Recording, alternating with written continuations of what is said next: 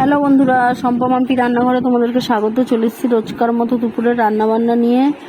তো আজকে দুপুরে রান্না করব হচ্ছে কাটাপোনা মাছের ঝোল, আর হবে উচ্ছে কুমড়ো ভাজা, কলমি শাক ভাজা।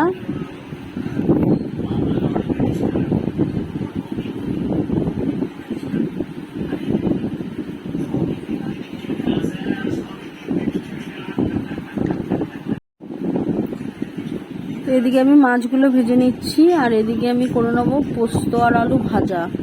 তো অল্প পোস্ত আলু ভাজা করেছি, ভাজাটা হয়ে গেছে আমার। এদিকে আর সেটা ভেজে নিচ্ছি, আর মাছগুলো আমার ভাজা হয়ে গেছে। আমি এবার মাছের ডিম ছিল অনেকটা, তো মাছের ডিমটা আমি ভেজে নিচ্ছি। উচ্ছে আর কুমড়োটা আমি ভাজা ভাজা করে নেবো।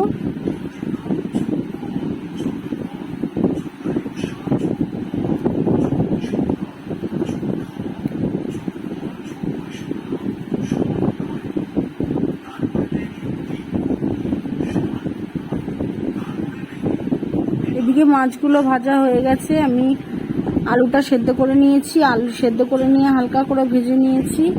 তেলের মধ্যে দিয়ে দিলাম পাঁচফোড়ন, তেজপাতা, টমেটো দিয়ে দিলাম।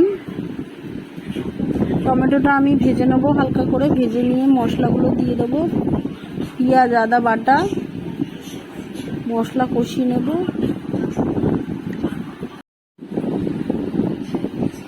পেঁয়াজ আদাটা কষে নেব, নিয়ে হলুদ দিয়ে দেবো, জিরে গুঁড়ো দিয়ে দেবো, লঙ্কা গুঁড়ো দিয়ে দেবো,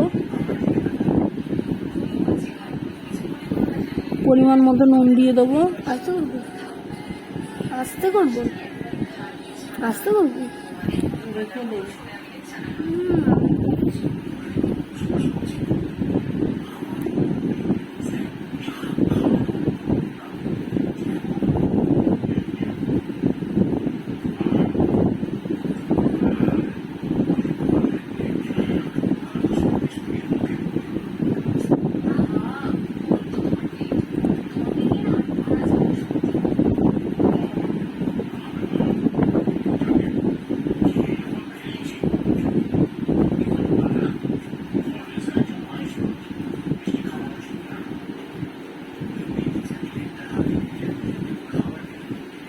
মশলাটা কষানো হয়ে গেছে, জল দিয়ে দিয়েছি।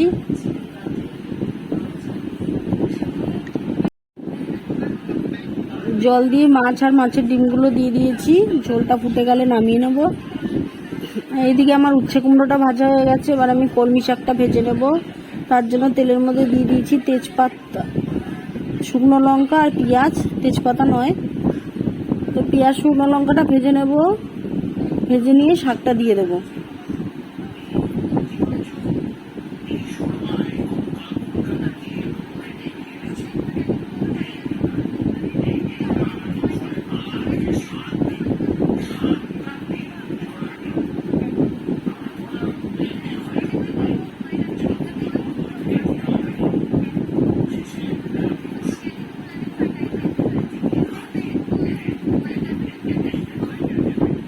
আর এদিকে করে নেবো আমের চাটনি।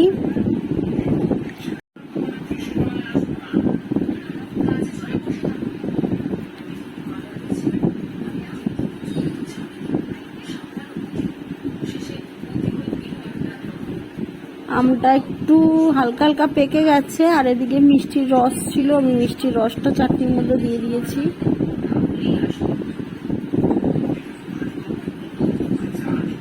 কি রান্না করেছি একবার দেখিয়ে দিচ্ছি, দেখো। গরম ভাত আছে এখানে, আর আছে তোমার কলমি শাক ভাজা, আমের চাটনি, উচ্ছে কুমড়ো চচ্চড়ি, পোস্ত আলু ভাজা, আর মাছের ঝোল।